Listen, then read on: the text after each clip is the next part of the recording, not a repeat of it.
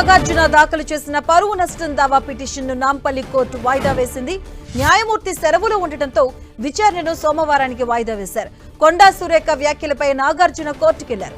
నాంపల్లి కోర్టులో క్రిమినల్ కేసుతో పాటు పరువు నష్టం దావా వేశారు.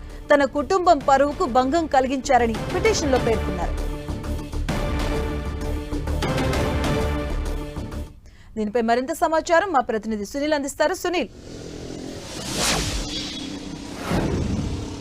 మంత్రి కొండా సురేఖపై హీరో నాగార్జున దాఖలేసిన పరువు నష్ట క్రిమినల్ దావా పిటిషన్ ని సోమవారానికి నాంపల్లి మనోరంజన్ కోర్టు వాయిదా వేయడం జరిగింది. ఈ రోజు జడ్జి న్యాయమూర్తి సెలవులో ఉన్న నేపథ్యంలో ఈ పిటిషన్ ను ఇన్ఛార్జ్ జడ్జి సోమవారానికి వాయిదా వేసింది. సోమవారం రోజు నాగార్జున తరపు న్యాయవాది హైకోర్టు న్యాయవాదిగా ఉన్నటువంటి అశోక్ రెడ్డి తమ వాదనలు కూడా వినిపించే అవకాశం ఉంది. ప్రధానంగా మొదటగా ఈ కేసులో ఉన్నటువంటి పిటిషనర్ నాగార్జున స్టేట్మెంట్ తో పాటు విట్నెస్ స్టేట్మెంట్ కూడా ఇద్దరు విట్నెస్లు పెట్టాడు.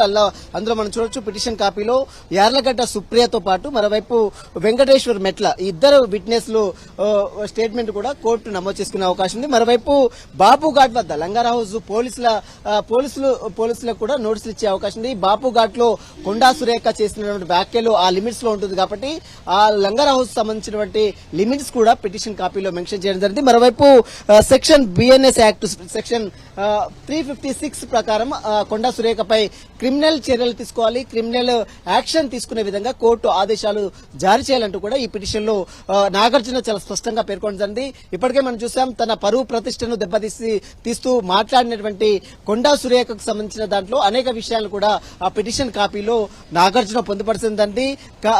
అంటే దురుద్దేశంతోనే ఒక మంత్రి హోదాలో ఉండి మహిళపై తన కుటుంబంపై ఎంతో పేరు ప్రతిష్టలు ఉన్నటువంటి తన కుటుంబంపై నిరాధారోపణ అంటే ఎలాంటి ఆధారం లేకుండా ఆరోపణలు చేసినటువంటి మంత్రి కొండా సురేఖపై క్రిమినల్ యాక్షన్ తీసుకోవాలంటూ కూడా తమ పిటిషన్ లో పేర్కొంది.